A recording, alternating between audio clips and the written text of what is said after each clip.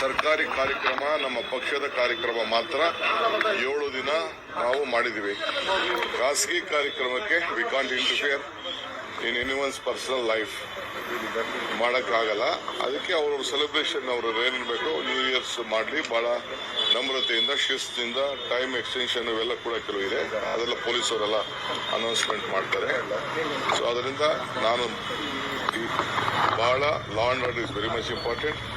ನಮ್ಮ ಕರ್ನಾಟಕದ ಡಿಸೆನ್ಸಿ ಎಲ್ಲ ಕೂಡ ಇರಬೇಕು. ಹುಡುಗರುಗಳಿಗೆ, ಯಂಗ್ಸ್ಟರ್ಸ್ಗೆ ವಿಶೇಷವಾಗಿ ತಾವು ಗಮನದಲ್ಲಿ ಇಟ್ಕೊಂಡಿರಬೇಕು.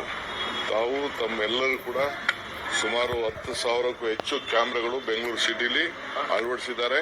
ನಿಮ್ಮ ಎಲ್ಲ ಮೂಮೆಂಟು, ಆಕ್ಟಿವಿಟೀಸ್ ಕೂಡ ಇದೆ.